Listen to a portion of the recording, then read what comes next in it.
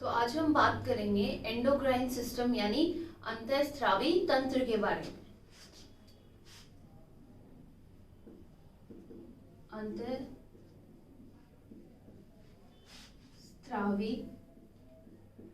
तंत्र, endocrine system के बारे में। ठीक है, लास्ट चैप्टर में हमने देखा था जो हमारी बॉडी में होता है वो क्या होता है, कंट्रोल और कोऑर्डिनेशन। वो दो टाइप से होता है, एक तो होता है न्यूरल, एक होता है केमिकल। तो जो न्यूरल कंट्रोल और कोऑर्डिनेशन होता है वो किसकी वजह से होता है, नर्वस सिस्टम यानी तंत्रिका तंत्र की वजह से। और जो केमिकल कंट्रोल और कोऑर्डिनेशन होता है वो किसकी वजह से होता है, एंडोक्राइन सिस्टम यानी अंतःस्रावी तंत्र की वजह से।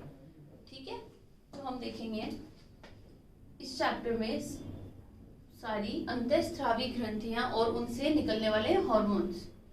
तो इस चैप्टर में हम देखेंगे अंतःस्रावी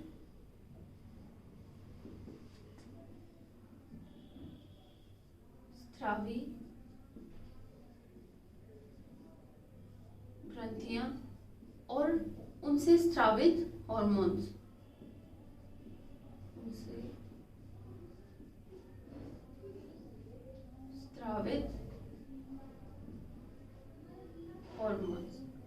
ठीक है, तो इस चैप्टर में हम देखेंगे एंडोक्राइन ग्लैंड्स और उनसे सेक्रेट होने वाले हार्मोन्स के बारे में। और इनकी स्टडी को हम क्या कहते हैं, यानी अध्ययन, स्टडी को हम कहते हैं एंडोक्राइनोलॉजी।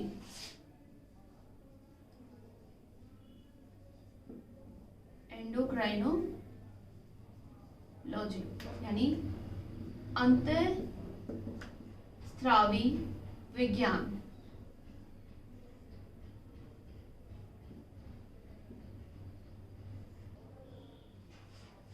ठीक है, study of endocrine system is known as endocrinology. अब हम बात करेंगे इनके जनक के बारे में, यानी फादर ऑफ एंडोक्राइनोलॉजी। वो है थॉमस एडिसन। ठीक है,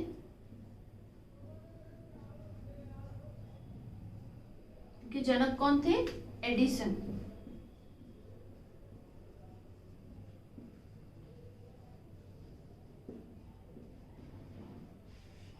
ये जनक थे, इसका ये मतलब नहीं है कि इन्होंने सबसे पहला हार्मोन इन्होंने खोजा।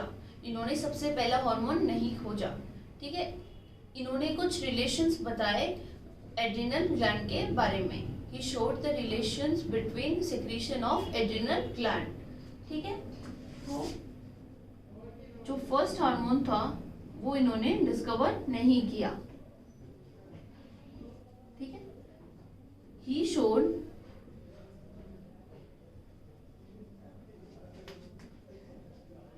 relation between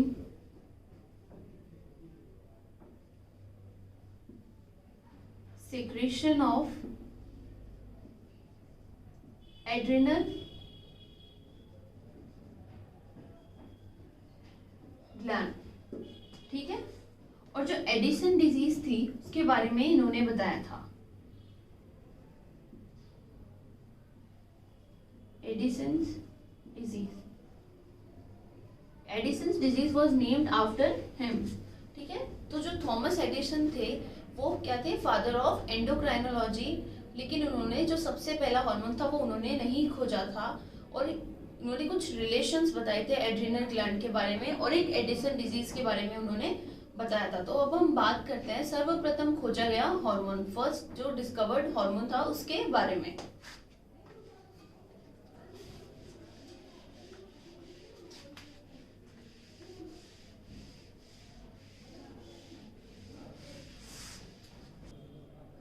सर्वप्रथम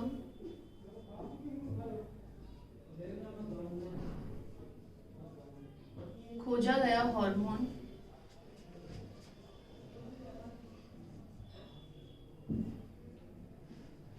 सिक्रेटिन।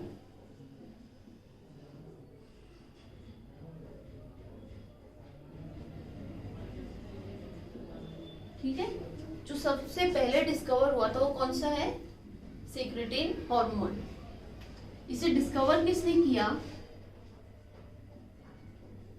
बेलिस एवं स्टर्लिंग।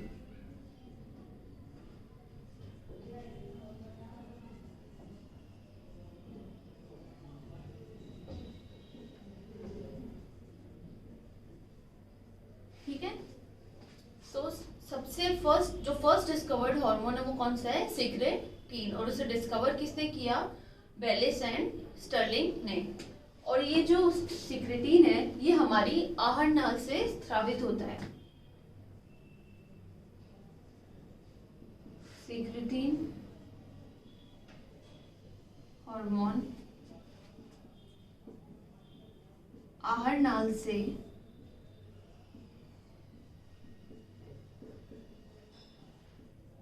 स्रावित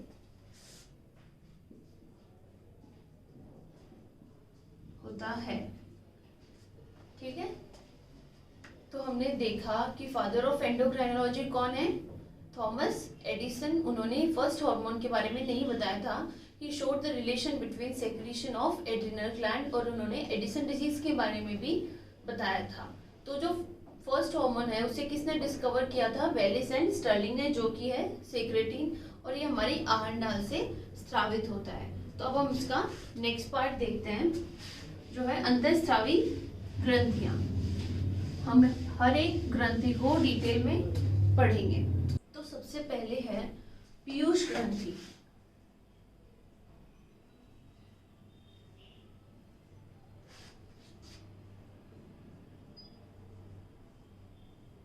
यानी पिट्यूटरी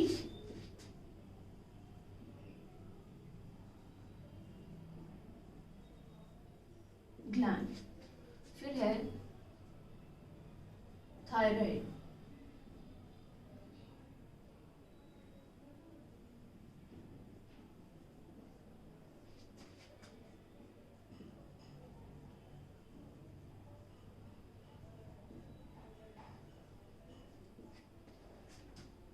फिर है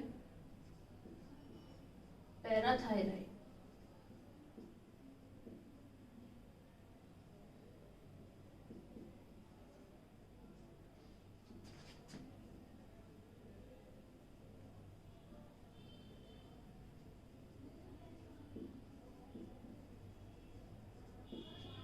ठीक है, फिर आता है थाइमस।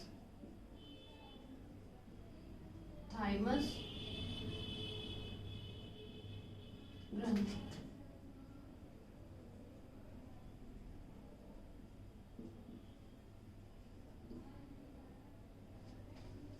फिर है पीनियल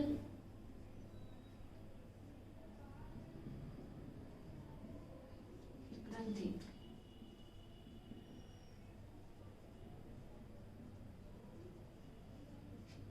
लास्ट है एड्रिनल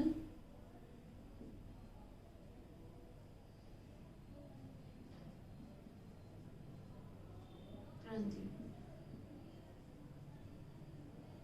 एड्रिनल ग्लैंड। तो ये हमने क्या देखी?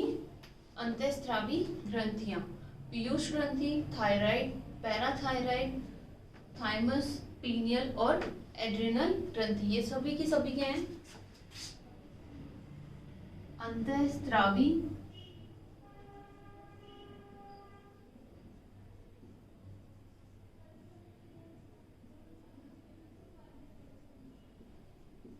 ग्रंथियां। ठीक है, तो अंतःस्रावी ग्रंथियां हैं, ये सब क्या रिलीज करती हैं? हार्मोन, यानी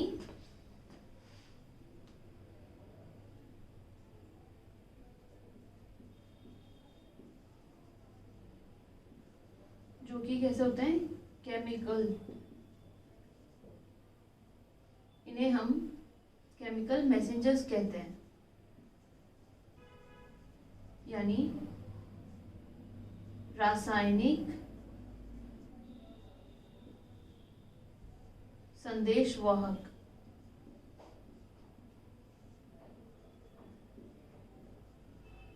ठीक है, तो ये सारी अंतःस्रावी ग्रंथियां हैं जो क्या रिलीज करती हैं, हॉर्मोन्स, जिसे हम केमिकल मैसेंजर कहते हैं, यानी रासायनिक संदेश वाहक। ग्रंथियां तो और भी हैं, जैसे कि लीवर है, सैलिवरी ग्लैंड है, लेकिन वो क्या है, बहिःस्रावी यानी एक्सोक्राइन है। ये क्या है, एंडोक्राइन।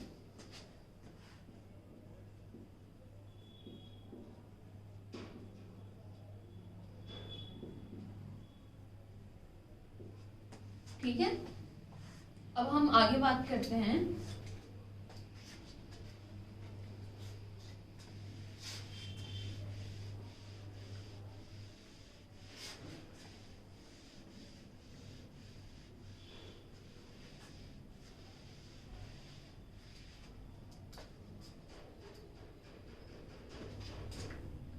कुछ क्वेश्चंस की।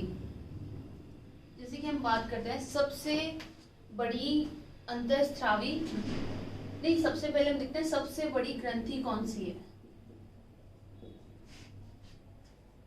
सबसे बड़ी ग्रंथि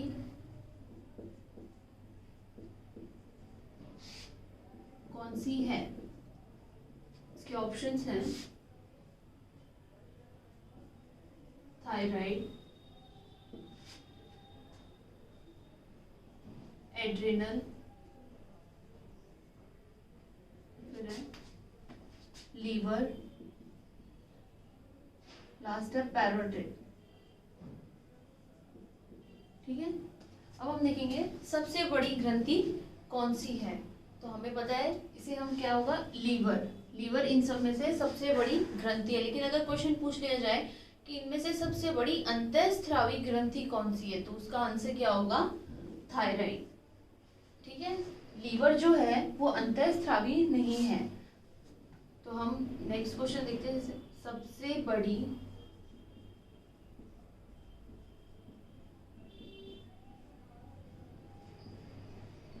अंतःस्रावी ग्रंथि कौन सी होगी,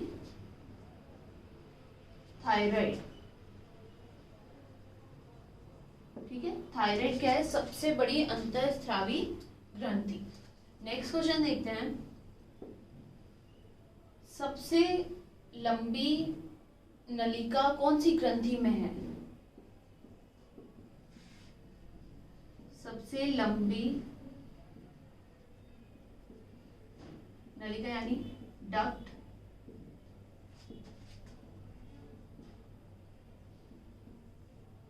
कौन सी ग्रंथि में है। ठीक है, तो इसके अंदर क्या होगा, किसी में भी नहीं, एब्सेंट।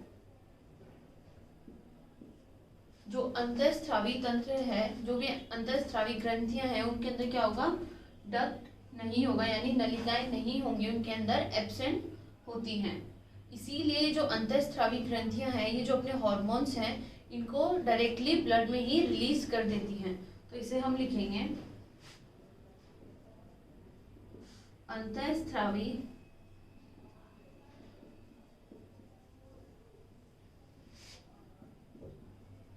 ग्रंथियां हॉर्मोन्स को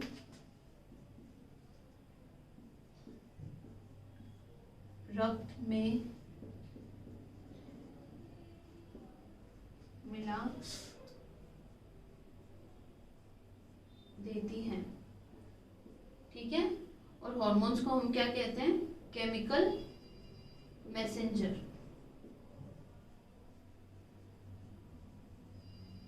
यानी रासायनिक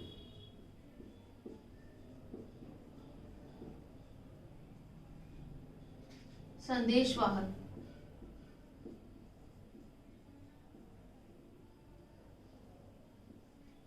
ठीक है, तो हमने इनमें से देखा कि सबसे बड़ी ग्रंथि कौन सी है, लीवर, और सबसे बड़ी अंतःस्रावी ग्रंथि कौन सी होगी, थायराइड। लीवर को हम यहाँ पे कंसिडर इसलिए नहीं करेंगे क्योंकि वो अंतःस्रावी ग्रंथि नहीं है, वो बहिःस्रावी ग्रंथि है। और सबसे लंबी नलिका किसी में नहीं होगी, इसके अंदर एब्सेंट होती है। अंतःस्रावी जो ग्रंथियां उनमें डक्ट नहीं होता है, इसीलिए डायरेक्टली वो अपने हॉर्मोन्स को ब्लड में रिलीज कर देती हैं और हॉर्मोन्स को हम केमिकल मैसेंजर्स कहते हैं, यानी रासायनिक संदेश वाहक। अब हम देखते हैं पीयूष ग्रंथि को डिटेल में।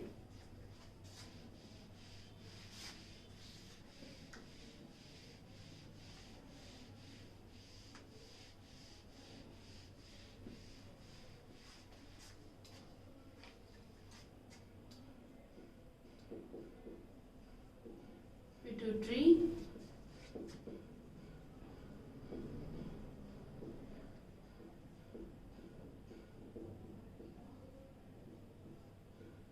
ठीक है। तो ये जो पिट्यूटरी ग्लैंड है ये पढ़ने में भी सबसे बड़ी है और काम करने में भी सबसे बड़ी। तो हम कह सकते हैं कि ये वैसे सबसे छोटी होती है, तो ये सबसे छोटी और काम करने में सबसे बड़ी। तो आकार में सबसे छोटी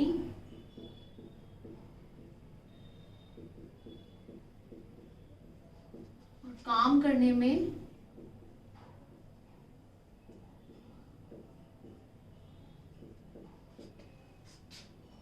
सबसे बड़ी होती है।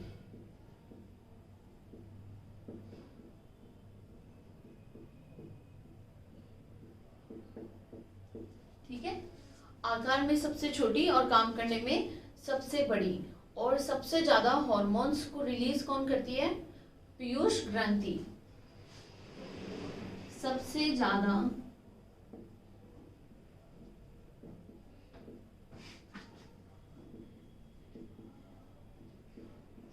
ज्यादा हॉर्मोन्स का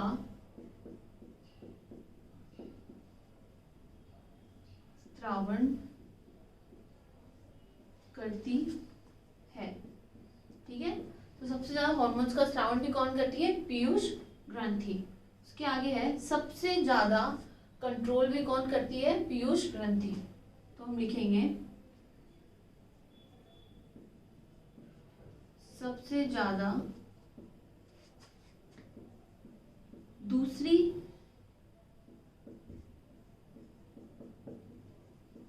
ग्रंथियों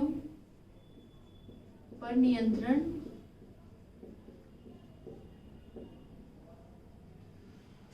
करती है। ठीक है, तो दिखने में सबसे छोटी और काम करने में सबसे बड़ी, सबसे ज्यादा हॉर्मोन्स को रिलीज करती हैं और सबसे ज्यादा दूसरी ग्रंथियों पर अपना नियंत्रण करती है। ठीक है, और सबसे ज्यादा दूसरी ग्रंथियों पर नियंत्रण करती है, इसीलिए हम इसे कहते हैं मास्टर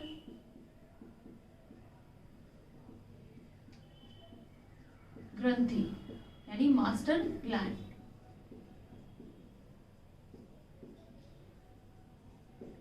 ठीक है, ये सब पर कंट्रोल करती है, इसीलिए हम इसे कहते हैं मास्टर ग्रंथि। लेकिन ये खुद किसके नियंत्रण में रहती है? हाइपोथैलेमस के। और खुद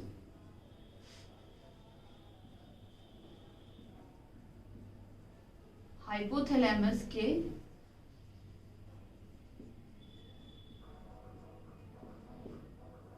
नियंत्रण में रहती है। ठीक है,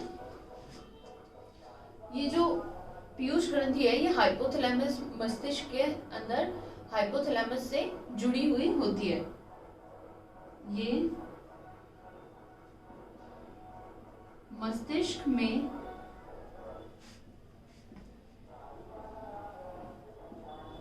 हाइपोथैलेमस से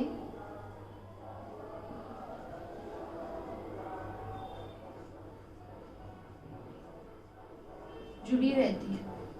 ठीक है, तो हमने देखा कि ये काम करने में सबसे बड़ी है और सबसे आकार में सबसे छोटी, हॉर्मोन्स को सबसे ज़्यादा रिलीज करती है और सबसे ज़्यादा कंट्रोल भी रखती है दूसरे ग्रंथियों पर। इसे हम मास्टर ग्रंथि कहते हैं क्योंकि ये सभी ग्रंथियों को कंट्रोल करती है और खुद किसके कंट्रोल में रहती है? हाइपोथैलेमस के कंट्रोल में रहती है। अब हम इसका स्ट्रक्चर देखेंगे।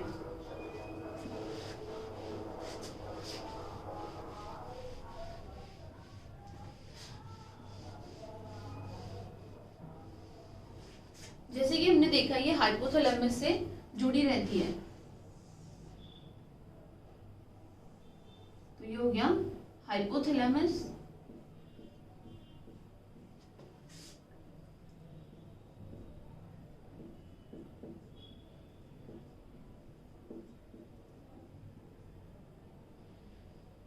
और ये हो गई मटर के दाने के आकार की पीयूष ग्रंथि। ठीक है,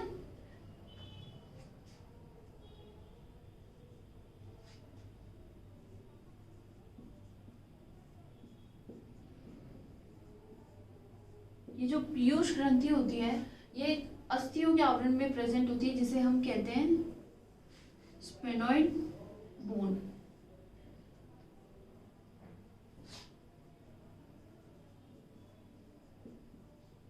स्फेनॉइड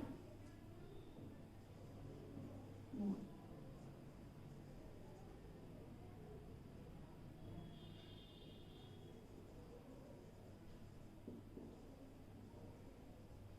ठीक है, और ये जो बीच का गैप होता है इसे हम कहते हैं सेला टर्सिका।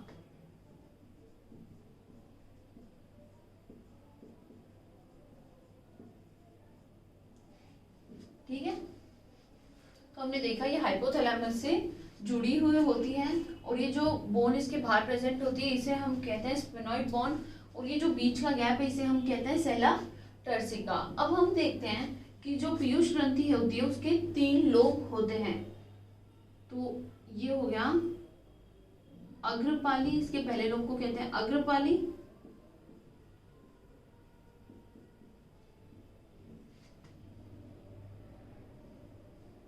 से हम कहते हैं मध्यपाली,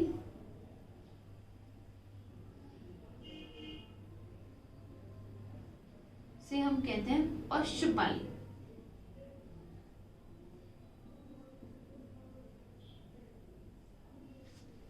ठीक है, ये इसके 3 लोब प्रेजेंट होते हैं, इसे हम कहते हैं एंटीरियर लोब,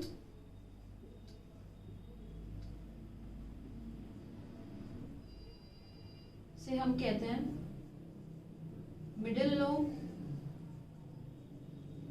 से हम कहते हैं पोस्टीरियर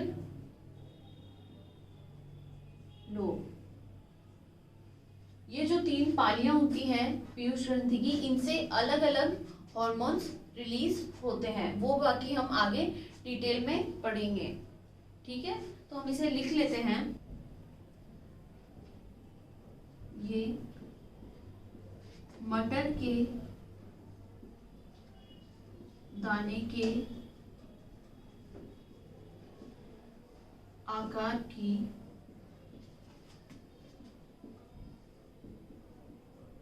सबसे छोटी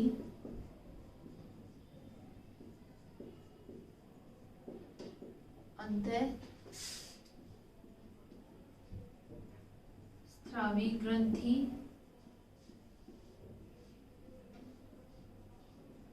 होती है, जिसे हम मास्टर ग्रंथि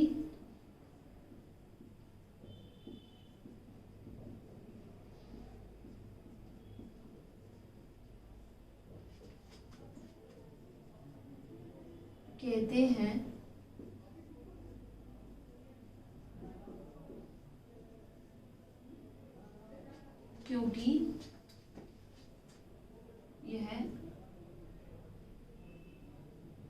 क्योंकि इससे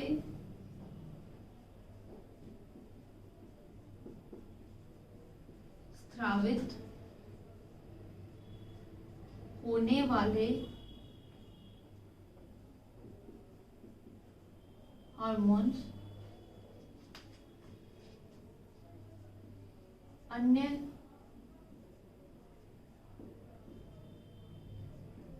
अंतःस्रावी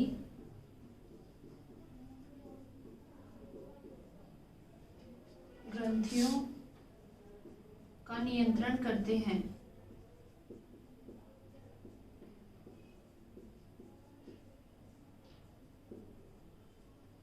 ठीक है, तो ये जो पीयूष ग्रंथि है ये मटर के दाने के आकार की सबसे छोटी अंतःस्रावी ग्रंथि होती है, जिसे हम मास्टर ग्रंथि भी कहते हैं।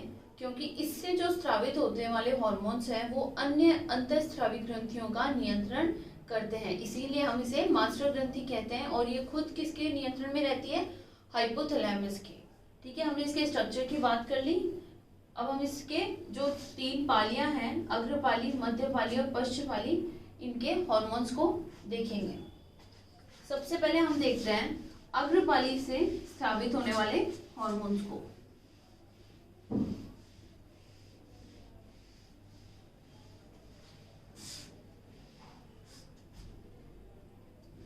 तो हम लिखते हैं अग्रपाली यानी एंटीरियर लोब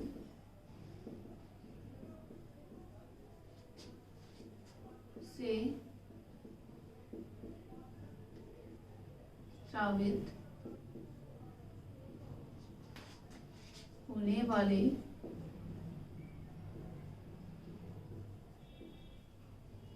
हार्मोन। ठीक है, सबसे पहले है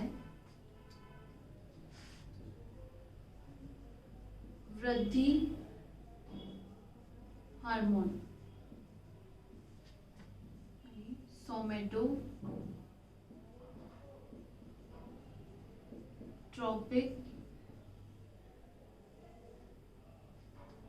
हार्मोन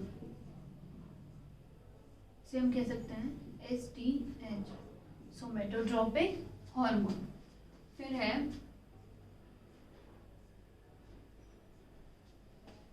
थायराइड स्टिमुलेटिंग हार्मोन यानी थायराइड प्रेरक हार्मोन से हम कहते हैं थायराइड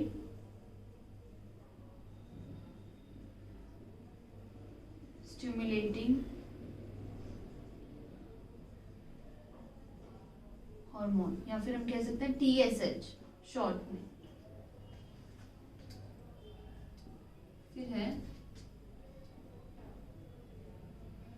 एड्रीनो कॉर्टिको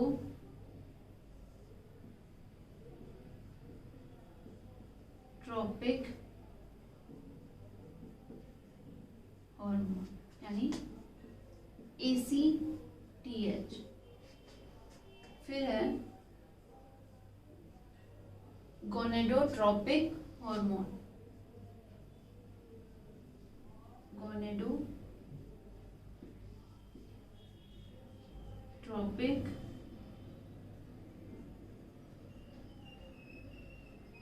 हार्मोन। फिर लास्ट है ल्यूटियोट्रोपिक हार्मोन, ल्यूटियोट्रोपिक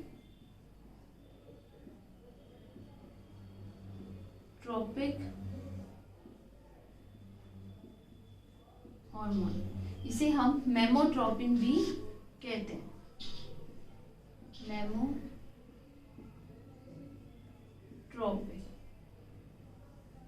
ठीक है, तो हमने देखा कि अग्रपाली से स्रावित होने वाले कौन कौन से हार्मोन्स हैं। उनमें सबसे पहले वृद्धि हार्मोन, इसे हम ग्रोथ हार्मोन या फिर सोमेटोट्रोपिक हार्मोन भी कहते हैं। फिर है थायराइड स्टिमुलेटिंग हार्मोन, फिर है एड्रीनोकॉर्टिकोट्रोपिक हार्मोन। गोनेडोट्रोपिक हार्मोन के अंदर 2 हार्मोन होते हैं, एक तो होता है FSH, एक होता है LH।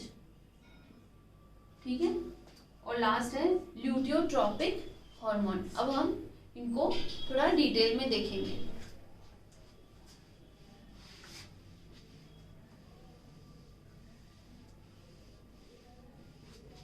सबसे पहले हम देखते हैं वृद्धि हार्मोन यानी ग्रोथ हार्मोन को।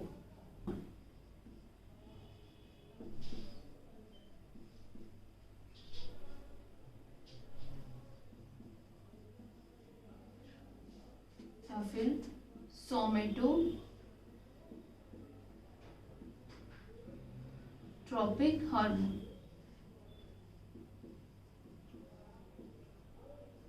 ठीक है, तो ये जो होता है ये हमारे शरीर के अंदर शारीरिक वृद्धि को प्रेरित करता है। जब हमारा ग्रोथ फेज चल रहा होता है तो ये स्टिमुलेट करता है हमारी फिजिकल ग्रोथ को। तो ये हमारी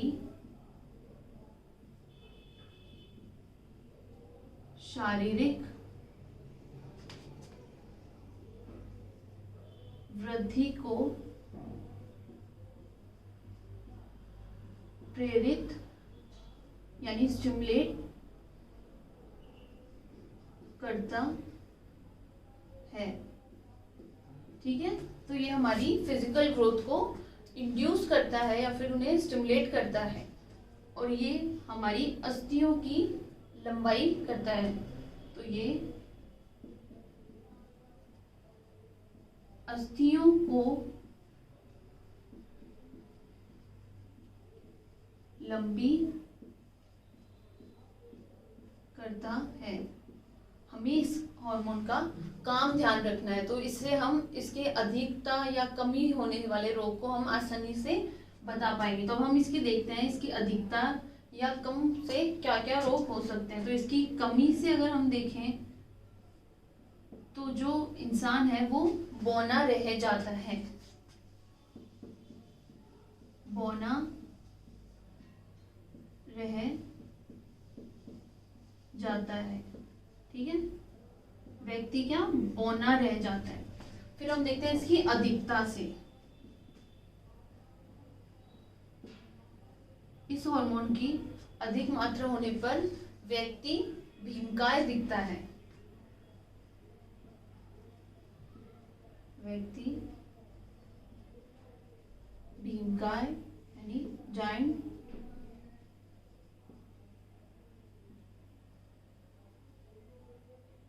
दिखाई देता है। ठीक है, तो ये जो ग्रोथ हार्मोन यानी वृद्धि हार्मोन या सोमेटोट्रोपिक हार्मोन है, ये हमारी शारीरिक वृद्धि को प्रेरित करता है, ये हमारी अस्थियों की लंबाई करता है, और इसकी कमी से क्या हो जाता है, व्यक्ति बौना रह जाता है, और इस हार्मोन की अधिक मात्रा होने की वजह से व्यक्ति भीमकाय दिखाई देता है यानी जाइंट दिखाई देता है। ठीक है, इसके आगे हम बात करते हैं थायराइड स्टिमुलेटिंग हार्मोन की।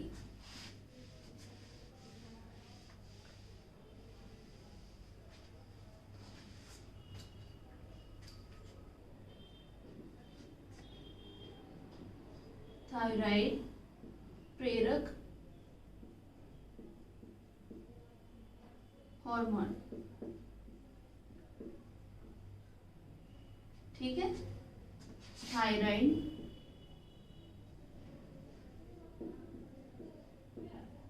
Stimulating hormone. ठीक है, हमें इसके नाम से ही समझ आ रहा है कि ये थायराइड को स्टिमुलेट करता है हार्मोन के सेक्रेशन के लिए। ठीक है, हमने पहले पढ़ा था कि जो पीयूष ग्रंथि होती है वो मास्टर ग्रंथि होती है, वो बाकी अंतःस्रावी ग्रंथियों पर अपना नियंत्रण करती है। तो ये थायराइड को प्रेरित करेगी कि हार्मोन के स्रवण के लिए। तो हम लिखेंगे ये थायराइड को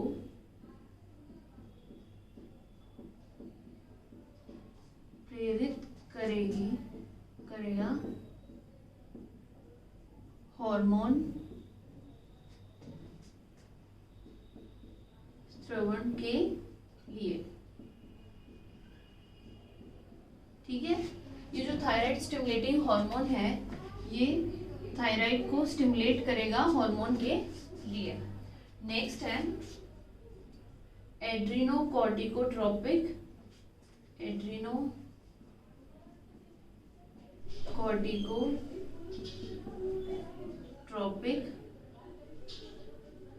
हार्मोन। ठीक है,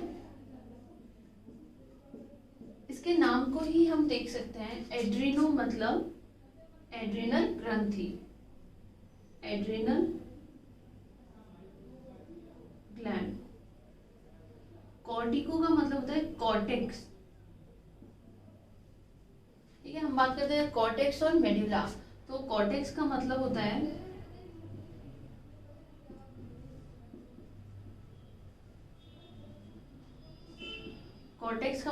बाहरी भाग।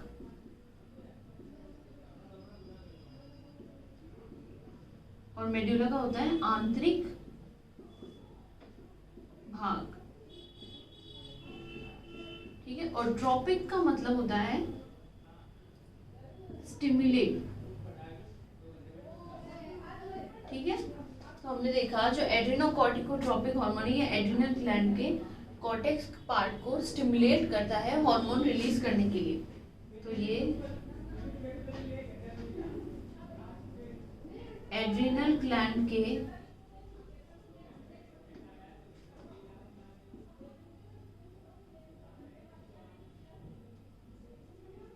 कॉर्टेक्स भाग को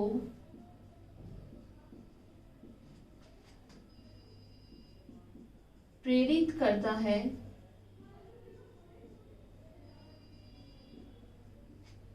हार्मोन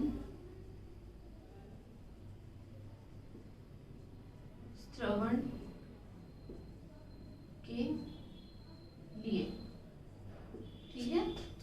सबसे पहले हमने देखा ग्रोथ हार्मोन। ग्रोथ हार्मोन हमारी फिजिकल ग्रोथ को स्टिमुलेट करता है, उसकी अधिकता और कमी से हमने रोक देखे। अधिकता से इंसान भीमकाय दिखाई देता है, कमी से बौना दिखाई देता है। फिर हमने देखा थायराइड स्टिमुलेटिंग हार्मोन, ये थायराइड को प्रेरित करता है हार्मोन स्रवण के लिए। फिर हमने देखा एड्रेनोकॉर्टिकोट्रोपिक हार्मोन, ठीक है। इसका मतलब होता है एड्रिनल ग्लैंड, कॉर्टिको का मतलब कॉर्टेक्स, कॉर्टेक्स का मतलब होता है बाहरी भाग, मेडुला का होता है आंतरिक भाग। तो ये एड्रिनल ग्लैंड के कॉर्टेक्स भाग को स्टिमुलेट करता है हार्मोन के सेक्रेशन के लिए। इसका नेक्स्ट हम देखते हैं गोनेडोट्रोपिक हार्मोन।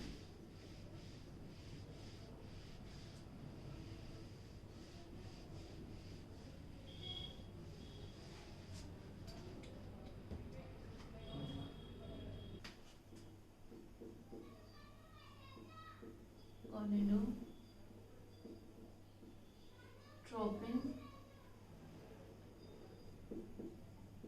हार्मोन, ये जो गोनेडोट्रोपिन हार्मोन होता है वो जननांगों को प्रेरित करता है हार्मोन के स्रवण के लिए, ठीक है। अब हम देखते हैं कौन कौन से हार्मोन का स्रवण होता है और क्या क्या वो करते हैं। तो इसमें दो हार्मोन होते हैं, एक होता है FSH, एक होता है LH।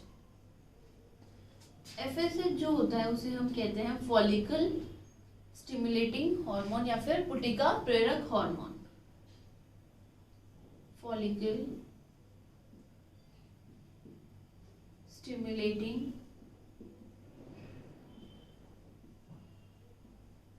हार्मोन या फिर पुटिका प्रेरक हार्मोन, ठीक है। दूसरा हार्मोन होता है LH यानी ल्यूटिनाइजिंग हार्मोन,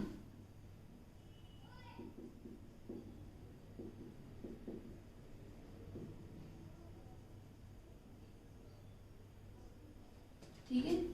इन दोनों का मेल और फीमेल में अलग अलग काम होता है, हम उनको देखेंगे।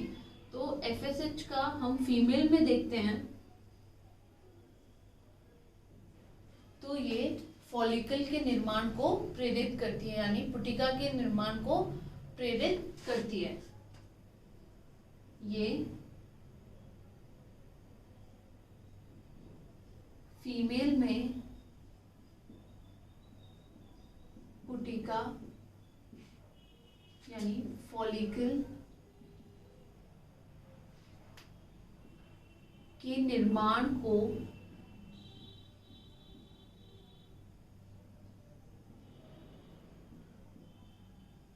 प्रेरित करता है,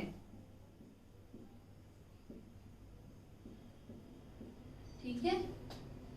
और इसकी वजह से क्या होता है, एस्ट्रोजन का स्रवण होता है और इससे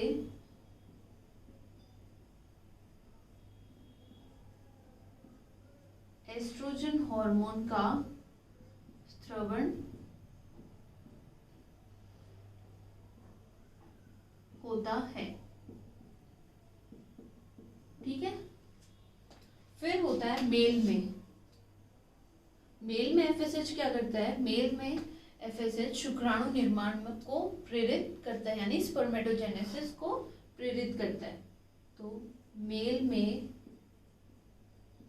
FSH शुक्राणु निर्माण को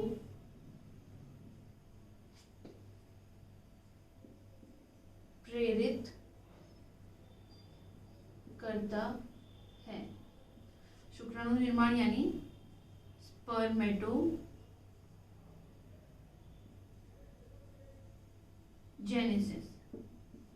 ठीक है, तो हमने देखा फीमेल में क्या करता है, फॉलिकल के निर्माण को प्रेरित करता है और मेल में ये स्पर्मेटोजेनेसिस को प्रेरित करता है। अब हम देखेंगे LH मेल और फीमेल में क्या करता है। ल्यूटिनाइजिंग हार्मोन फीमेल में क्या करता है और मेल में क्या करता है। तो ये फीमेल में प्रोजेस्टेरोन के स्रवण में सहायक होता है। प्रोजेस्टेरोन के स्रवण में सहायक होता है। ठीक है, अब हम बात करेंगे मेल की। तो मेल में ये क्या करता है, मेल में LH टेस्टोस्टेरोन हार्मोन के स्रवण को प्रेरित करता है। फीमेल में टेस्टोस्टेरोन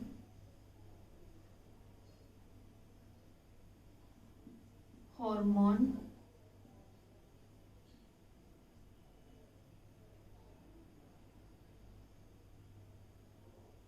के स्रवण को प्रेरित करता है। ठीक है, अब टेस्टोस्टेरोन हार्मोन निकलता कहाँ से है, लेडिक सेल्स से। और लेडिक सेल्स कहाँ प्रेजेंट होती हैं, टेस्टिस में। तो हम देखेंगे टेस्टिस के अंदर क्या होती हैं, लेडिक सेल्स, लेडिक कोशिकाएं। ठीक है, अब LH किसको, LH जो होता है वो लेडिक सेल्स को प्रेरित करता है टेस्टोस्टेरोन सेक्रेट करने के लिए। तो यहाँ हम देख लेंगे LH प्रेरित करता है लेडिक सेल्स को टेस्टोस्टेरोन के स्रवण के लिए।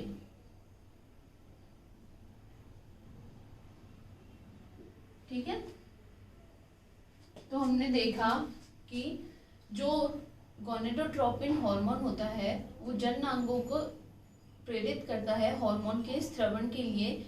जो हार्मोन है दो, FSH और LH। FSH का मतलब होता है पुटिका प्रेरक हार्मोन, जो कि फीमेल में क्या करता है, पुटिका के निर्माण को प्रेरित करता है, जिसकी वजह से एस्ट्रोजन का स्रवण होता है। और मेल में क्या करता है, ये FSH शुक्राणु निर्माण को प्रेरित करता है यानी स्पर्मेटोजेनेसिस को।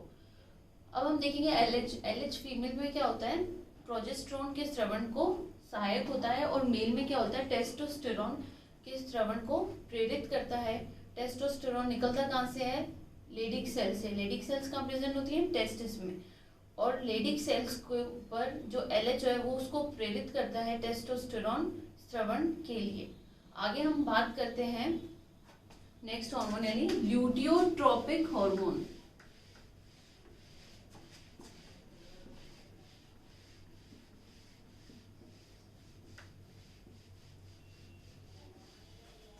ल्यूटियोट्रोपिक हार्मोन या फिर कह सकते हैं मेमोट्रोपिक हार्मोन।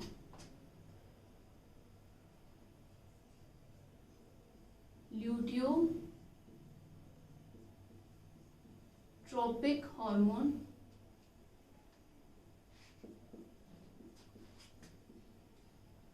या फिर कह सकते हैं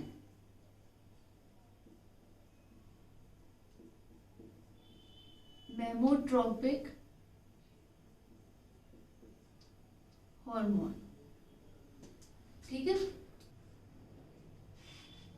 मादा के अंडाशय में बनने वाली संरचना कॉर्पस लूटियम से ये संबंधित है।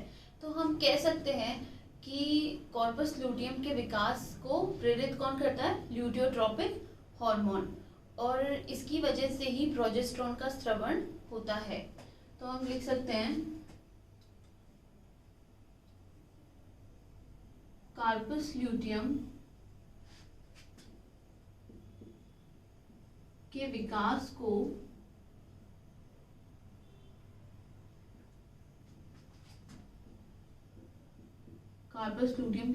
को प्रेरित करता है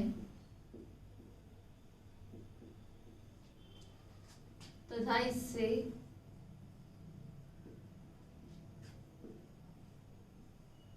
प्रोजेस्टेरोन का स्रवण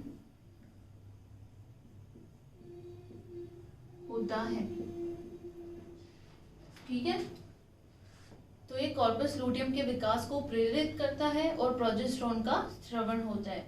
नेक्स्ट पॉइंट हम देखते हैं, यहाँ पे एक शब्द आया है मेमोट्रोपिक। ठीक है, इसका क्या मतलब है कि ये स्तन ग्रंथियों के विकास को भी प्रेरित करता है। तो हम लिखेंगे ये स्तन ग्रंथियों यानी मेमरी ग्लैंड्स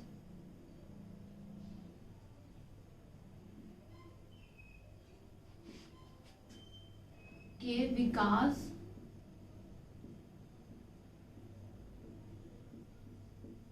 को भी प्रेरित करता है। ठीक है, इसके अंदर एक और इम्पोर्टेंट पॉइंट है, ये जो इसे हम कहते हैं हार्मोन ऑफ मैटरनिटी यानी मातृत्व हार्मोन। इसे हम देखेंगे क्यों, इसे हम कहते हैं हार्मोन ऑफ मैटरनिटी यानी मातृत्व हार्मोन। इसे हम मातृत्व हार्मोन इसलिए कहते हैं क्योंकि ये मिल्क सिंथेसिस में हेल्प करता है, या फिर कह सकते हैं मिल्क फॉर्मेशन में। मिल्क फॉर्मेशन, यहाँ पर ये याद रखने की बात है कि ये निर्माण में ही सहायक है, सिर्फ निर्माण करता है। ठीक है, तो हमने देखा ल्यूटियोट्रोपिक हार्मोन कॉर्पस लूटियम के विकास में सहायक है और स्तन ग्रंथियों यानी मेमरी ग्लैंड्स के विकास में भी सहायक है, और इसे हम हार्मोन ऑफ मैटरनिटी कहते हैं, मातृत्व हार्मोन, क्योंकि ये मिल्क फॉर्मेशन में हेल्प करता है। यहाँ सिर्फ दूध का निर्माण होता है। ठीक है, आगे हम देखेंगे मध्यपाली से स्रावित होने वाले हार्मोन्स।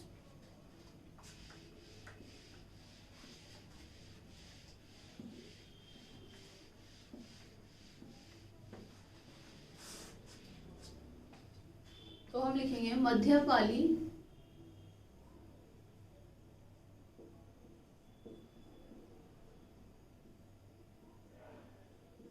से स्रावित हार्मोन। ठीक है, इसे हम कहते हैं मिडिल लोब।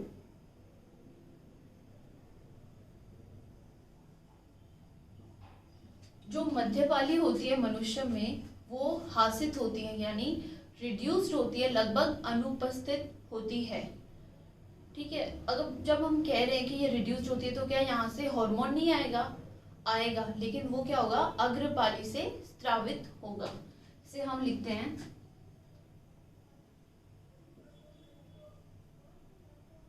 ये हासित होता है, हम कह सकते हैं रिड्यूस्ड, लगभग अनुपस्थित होता है, लेकिन ये जो हार्मोन्स होते हैं इसके वो अग्रपाली से स्रावित होते हैं।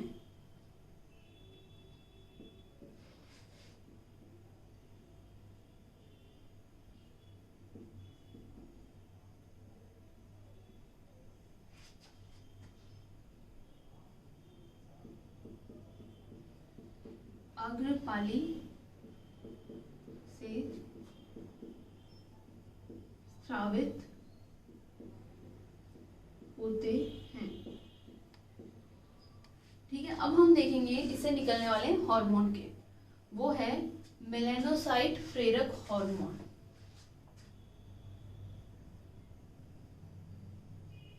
मेलानोसाइट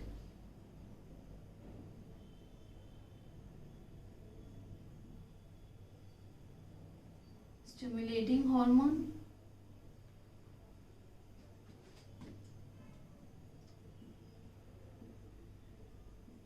मेलानोसाइट प्रेरक हार्मोन। ठीक है, अब हम देखते हैं मेलानोसाइट क्या होती है। मेलानोसाइट क्या होती है? छोटी छोटी सेल्स होती हैं जो हमारी त्वचा में प्रेजेंट होते हैं। ठीक है, ये छोटी छोटी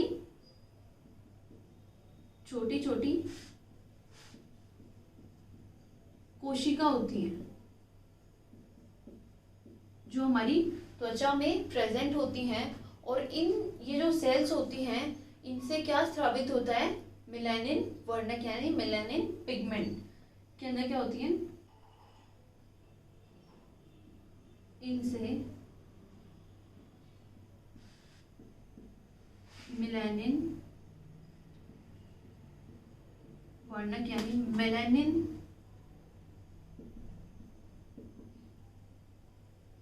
पिगमेंट का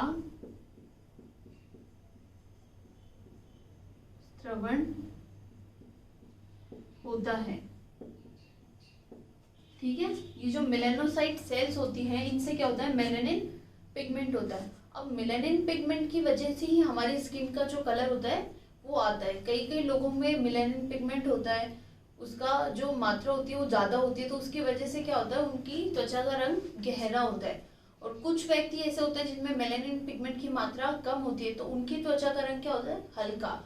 तो हम लिखेंगे जिसके अंदर ज्यादा मेलानिन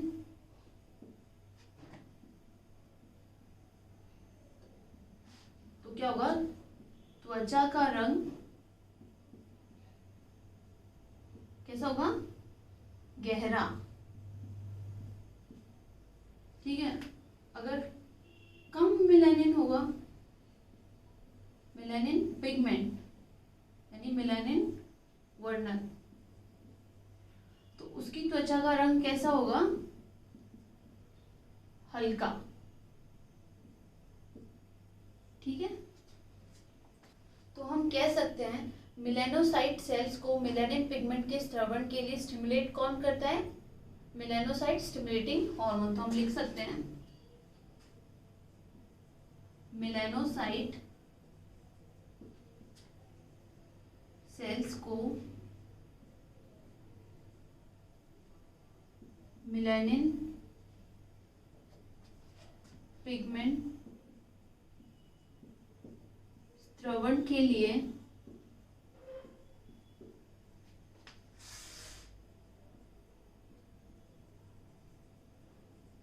स्टिमुलेट कौन करता है? मेलानोसाइट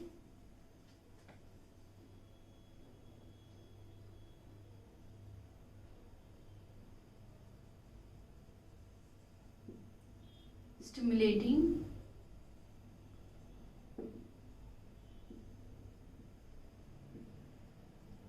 हार्मोन करता है।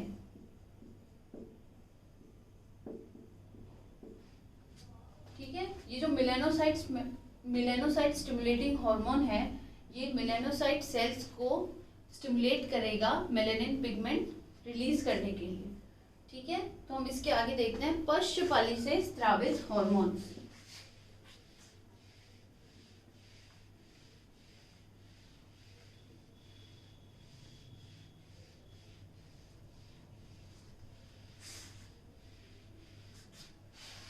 अभी तक हमने बात कर ली अग्रपाली से स्रावित हार्मोन्स, अभी हमने बात की मध्यपाली से स्रावित हार्मोन्स, अब हम लास्ट पढ़ेंगे पोस्टीरियर लोब यानी पश्चपाली से स्रावित हार्मोन्स।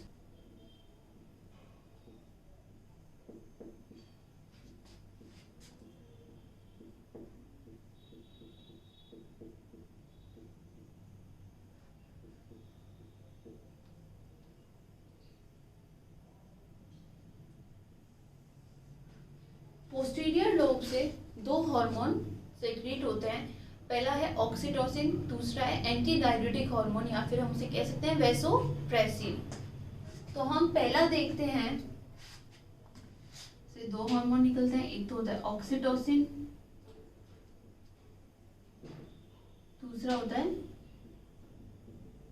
एडीएच या फिर कह सकते हैं वैसोप्रेसिन। पहले हम देखते हैं ऑक्सीटोसिन।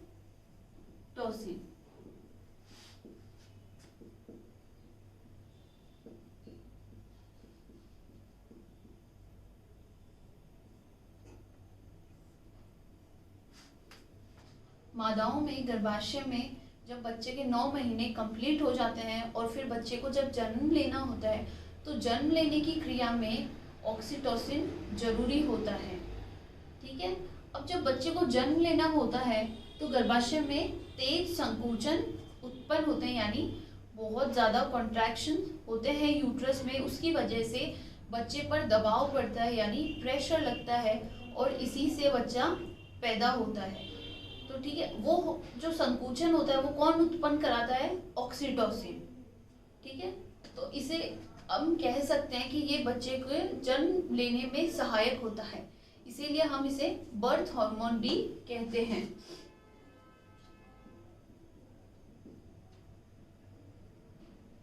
बर्थ हार्मोन भी कहते हैं। क्यों? क्योंकि ये गर्भाशय में तेज संकुचन यानी कॉन्ट्रैक्शन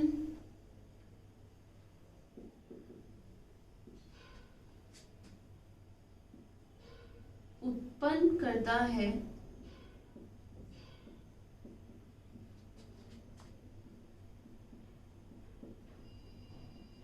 जिससे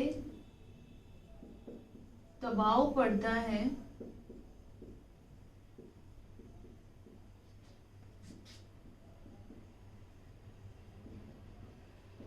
और बच्चे का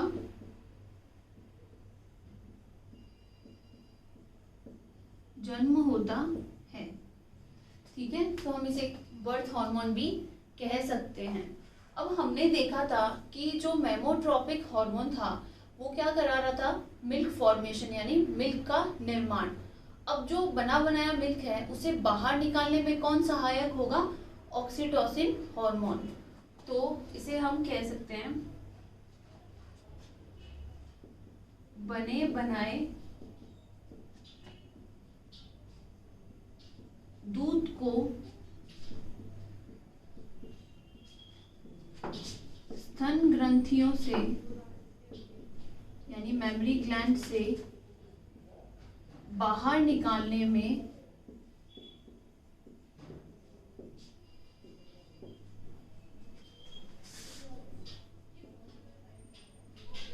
ऑक्सीटोसिन सहायक है। ठीक है, तो इसके ऑक्सीटोसिन है, उसके दो इम्पोर्टेंट काम है। एक तो बर्थ हार्मोन भी कहते हैं इसे क्योंकि ये बच्चे के जन्म लेने वाली क्रियाओं में हेल्प करता है, और दूसरा है कि ये जो बना बनाया दूध होता है जो कि मेमोट्रोपिन ने बनाया था, हमने लास्ट पढ़ा था ना, उसके बाहर निकालने में उसको स्तन ग्रंथियों से बाहर निकालने में कौन सहायता प्रदान करता है? ऑक्सीटोसिन। ठीक है, अब हम देखेंगे नेक्स्ट हार्मोन जो है एडीएच यानी एंटी डाययूरेटिक हार्मोन।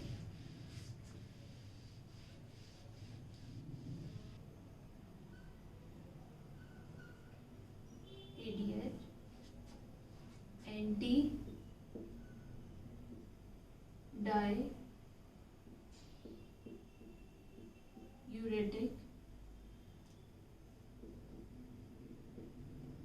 हार्मोन या फिर हम इसे कह सकते हैं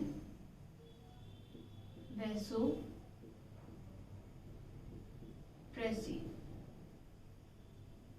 ठीक है, इसे हम मूत्ररोधी हार्मोन भी कहते हैं। इसे हम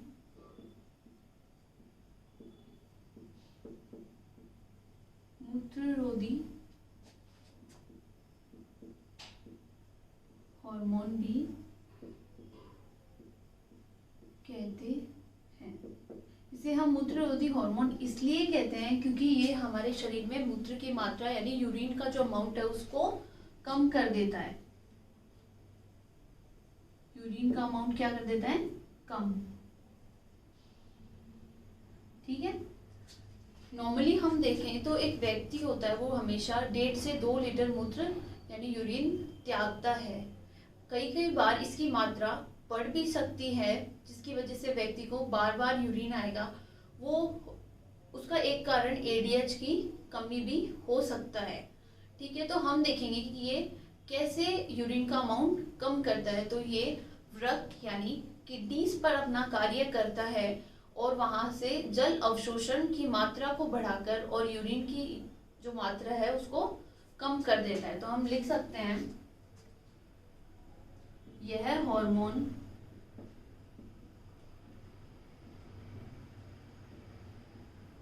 वृक्क पर कार्य करके जल अवशोषण यानी वाटर एब्जॉर्प्शन की मात्रा को बढ़ाकर मूत्र की मात्रा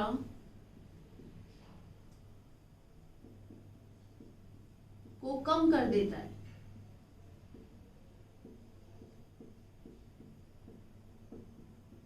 ठीक है, तो हमने देखा कि ये कम कैसे करता है। ये किडनीज पर काम करता है, किडनीज पर अपना कार्य कर जल अवशोषण यानी वाटर एब्जॉर्प्शन को बढ़ाकर यूरिन का अमाउंट कम कर देता है।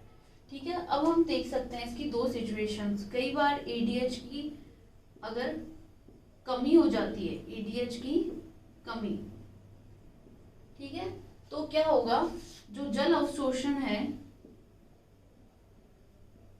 वो नहीं हो पाएगा। ठीक है, जल अवशोषण नहीं हुआ तो व्यक्ति को बार बार यूरिन आएगा, तो ये यूरिन का अमाउंट क्या होगा, बढ़ जाएगा। तो उस कंडीशन को हम क्या कहते हैं, डायबिटीज इंसिपिडस। ठीक है, डायबिटीज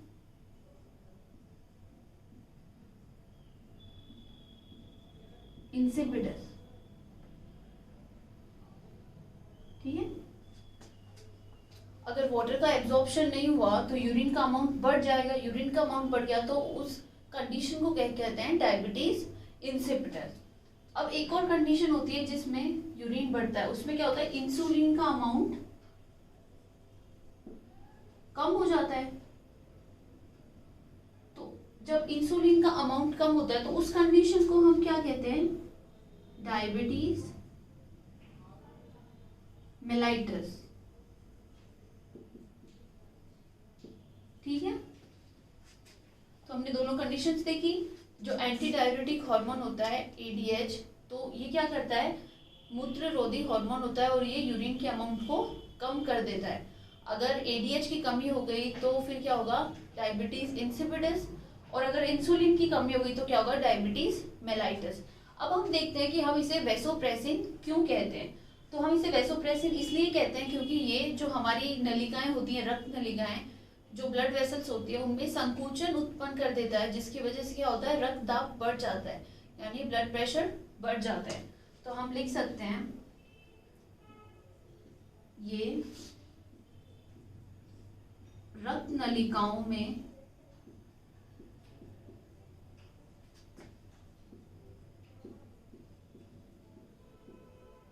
संकुचन उत्पन्न करता है,